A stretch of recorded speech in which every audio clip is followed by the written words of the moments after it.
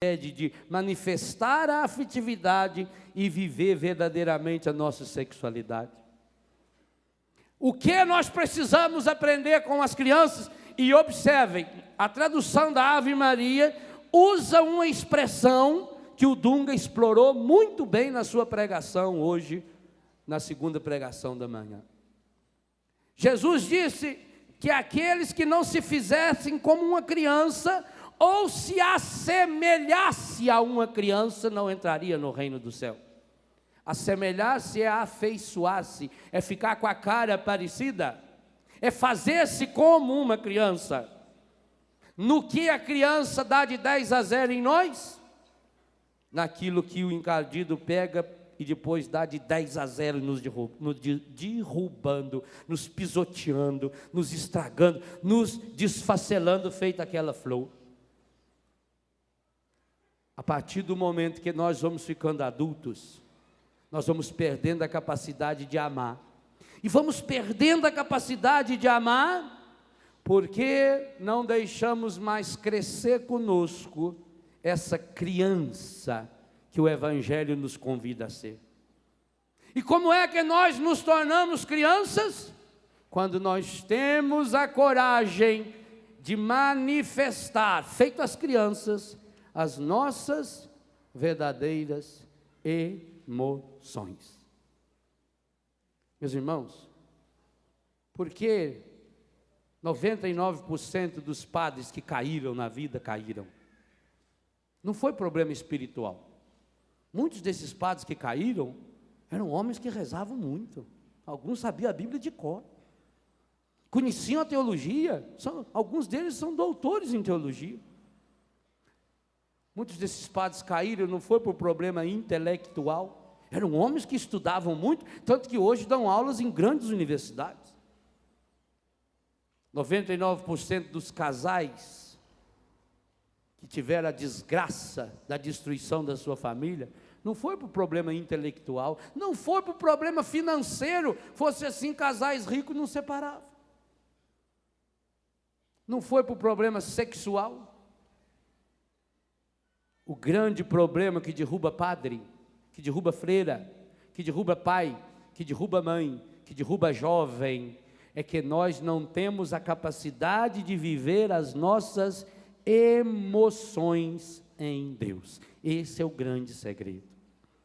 Ser criança é externalizar as suas emoções, ou, como Eliane e Fábio falavam tão bem para nós, é a transparência. Eu escrevo isso no meu livro Saborear a Vida. Ser transparente. Deixa vir à tona aquilo que você é. Só o adulto. Por que a criança não tem vergonha? Eu me lembro, minha irmã mais velha dava banho em mim. Eu não tinha vergonha. Por que criança não tem vergonha de ficar pelado na frente dos outros? Porque não tem pecado? Não. Não tem vergonha, porque não fica imaginando o que o outro está pensando a seu respeito. O que faz você ter vergonha? Ficar nu? Você fica sozinho e não tem vergonha?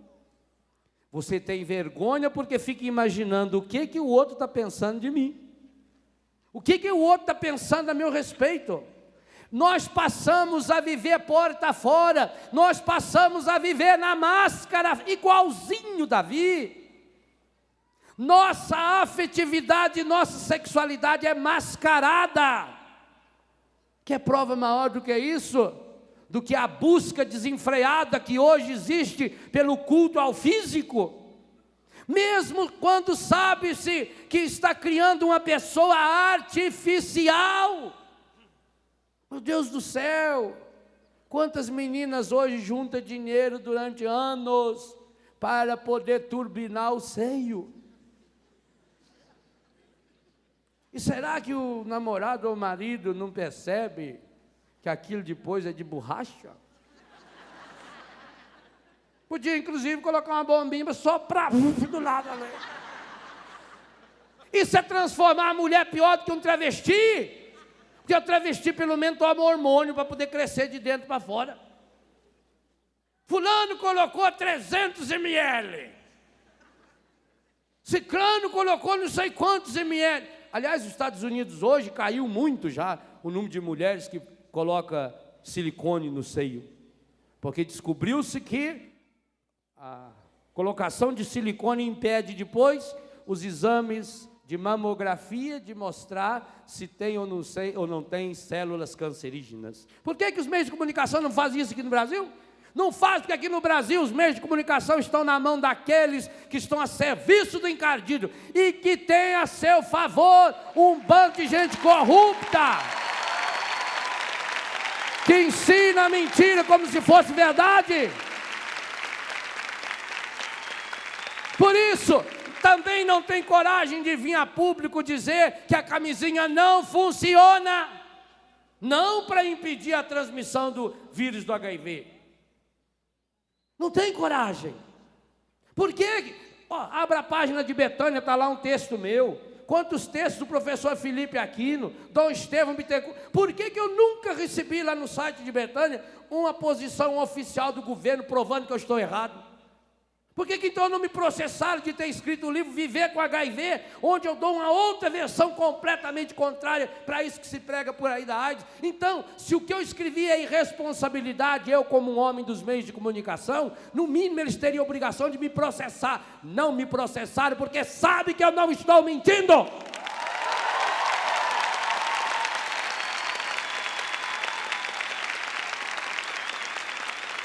Mas a ciência falou. Que ciência? Amanhã ou depois, eu já disse aqui nesse rincão, vai aparecer um médico louco que vai aparecer num programa de maior audiência da televisão, dizendo que o alimento mais saudável para o ser humano é bosta de vaca. Porque inclusive descobriu-se que a vaca foi criada para você tomar o leite e as fezes dela. As fezes da vaca é muito rica em proteína. Inclusive ela é vegetariana pura, é fibras. Você vai ver comercial de televisão mostrando aqueles artistas comendo aquele pedaço assim, que inclusive você pode comer ela mole, feito creme que passa assim no pão, não é? Aquelas bolachinhas, você vai na testa, passa. Pois tem gente bebendo mijada aí dizendo que é uma beleza. Basta vir uma anta de um cientista falar isso. Eles sabem. Mas acontece o seguinte, meus irmãos, a igreja, quando acontece um milagre, por exemplo, o Papa está hoje lá em Lourdes, vocês depois vão poder acompanhar, vocês que estão pela televisão, a retransmissão do Papa rezando o texto em Lourdes. Em Lourdes tem um comitê médico internacional, inclusive formado por médicos ateus. A igreja submete, a igreja não tem medo de mostrar. Nós vamos nos tornando pessoas frias e feridas, por quê? Porque nós precisamos exercer um papel, como se fôssemos grandes artistas, que estivéssemos o tempo todo representando. Nós não estamos representando. Hoje Jesus está dizendo, se você quer viver a sua afetividade numa boa, se você quer viver a sua sexualidade de modo integrado, deixa vir à tona aquilo que você é. Não se esconda mais.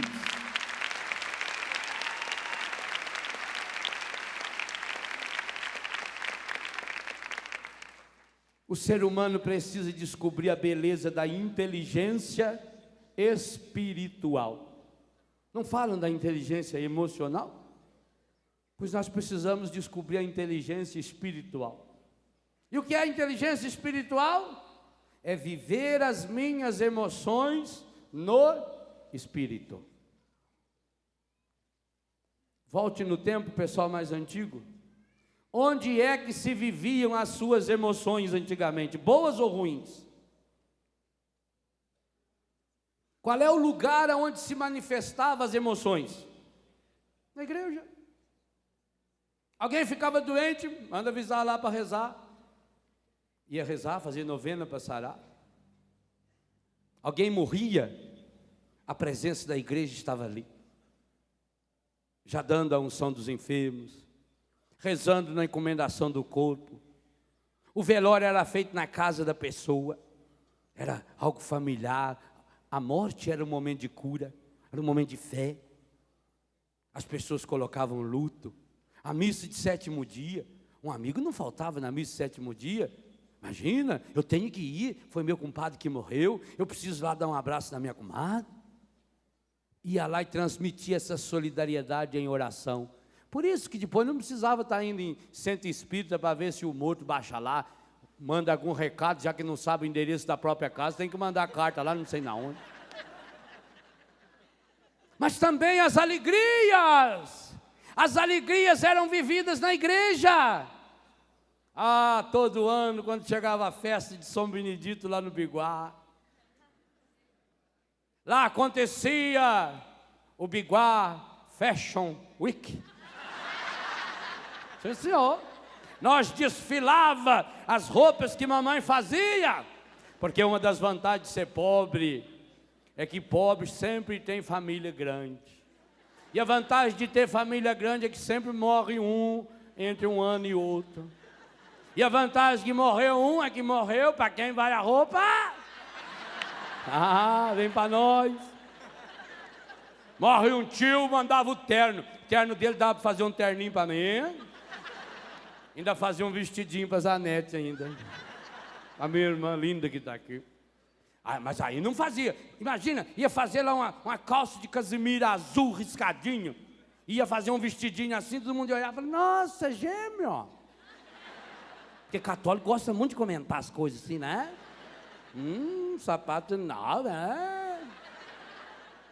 Então, nossas mães, que foram as grandes criadoras de moda, faziam o nosso terninho assim, de listrinha assim, e para as meninas fazia da listrinha ao contrário.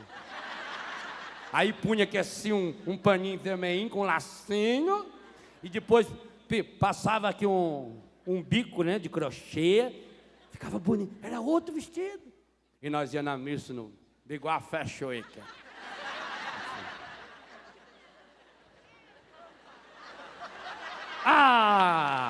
Como era bom ser pobre!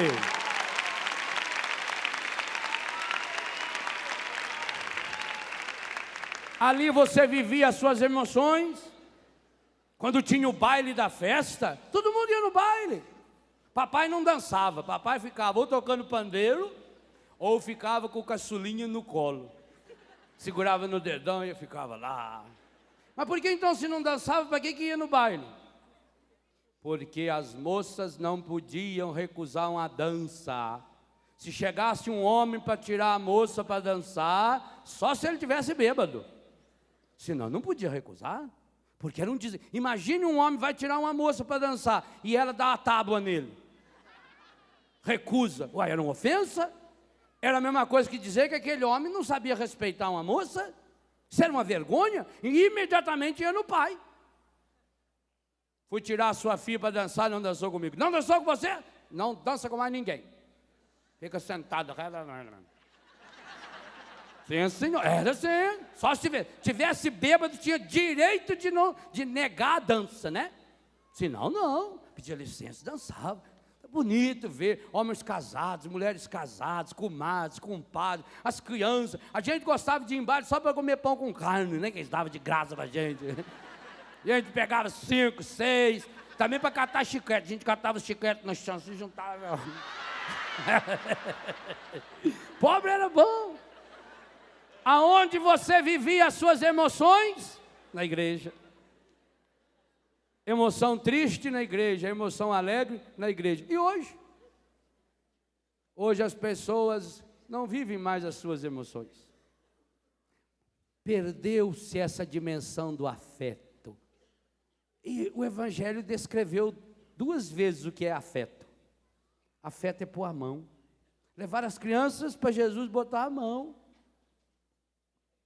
O afeto se faz na troca de carinho, de ternura, de abraço. Meu Deus do céu, como um abraço cura. Em Betânia é obrigatório o abraço.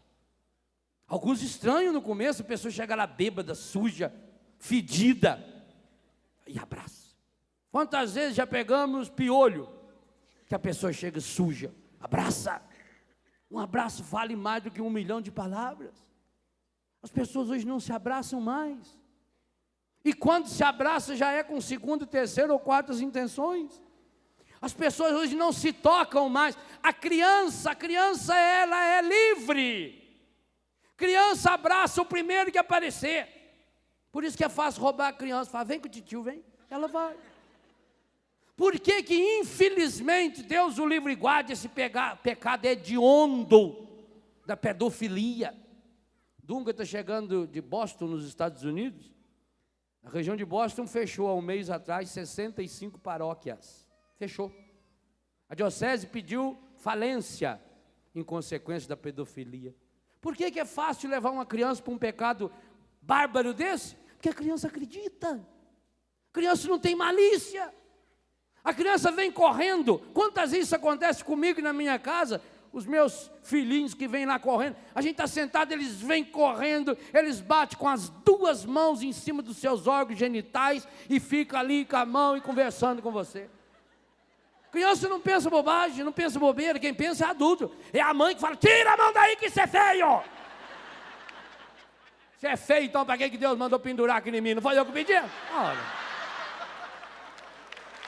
Brotou aqui? Olha. Então para que é feio? Criança não tem malícia. Criança não tem maldade. Criança toma banho na frente dos outros. Criança gosta que chove para brincar pelado. Lá no Bigode nós ia tudo nadar pelado no rio. Oh, beleza. Não tem coisa melhor do que nadar pelado. Quando vem a água, aquela correnteza e joga para lá. Beleza. Uma maravilha. Criança vibra. Criança deixa vir à tona aquilo que sente. Também por isso que criança faz a mãe passar vergonha. Qual é a criança que mais faz a mãe passar vergonha? Criança que não sabe fingir. Não é assim? A mãe treina a criança. Olha, vai vir aqui uma titia nossa. Se for menina, então tem que sentar, juntar o joelho, puxa o vestidinho e faz aquela cara do Júnior, da Sandy Júnior, que fica assim. Vai no velório do vovô. Não é assim? Porque o adulto, ele aprendeu a desempenhar um papel. O adulto aprendeu a ser fingido. Criança não finge. A mãe está lá sentada na sala. Porque sala antigamente podia ser chamado o lugar do fingimento. Sim. Por isso que a sala nem fazia parte da casa. A sala estava lá. A porta da sala já dava direto para a rua. Recebeu uma visita na sala, você recebia, até político em época de eleição, você fala, entra para dentro, senta. Mas na sala tinha uma etiqueta da sala. Sentar, os homens sentar, cruzar a perna, a mulher juntar o joelho, puxar assim, né? Não deixar aparecer as varizes, essas coisas. Criança sentada na sala, não podia falar. Imagina se está sentado lá na sala, a mãe, o pai recebendo uma visita, a criança chega correndo com o nariz correndo, mãe, nossa senhora, sai fogo das ventas da velha, você vai ver depois cachorrinho, sem vergonha. Não é assim? Porque quebrou o protocolo. Na sala, até para beber café na sala é diferente.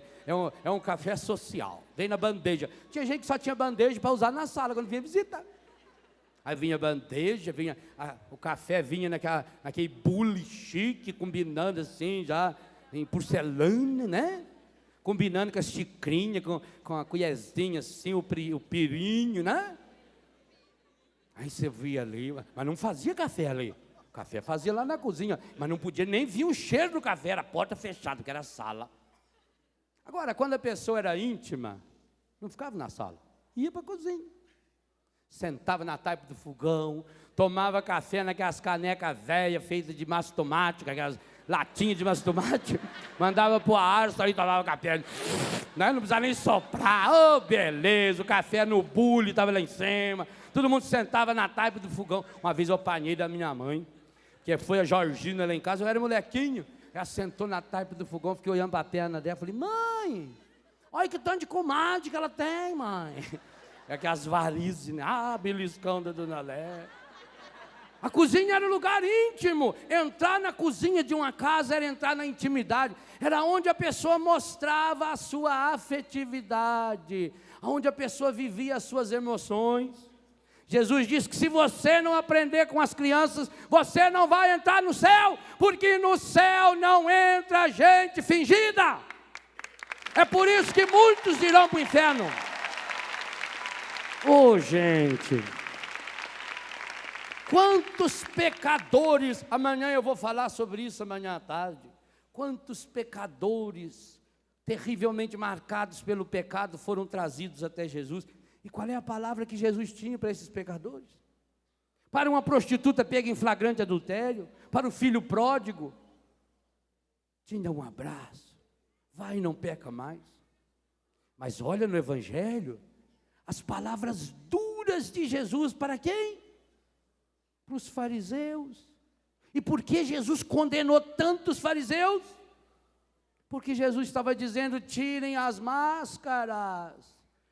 As máscaras que vocês estão colocando no rosto, está vindo para o coração, está indo para a sexualidade, e então você está se tornando um prostituto, uma prostituta, só que escondido, desde que ninguém fique sabendo.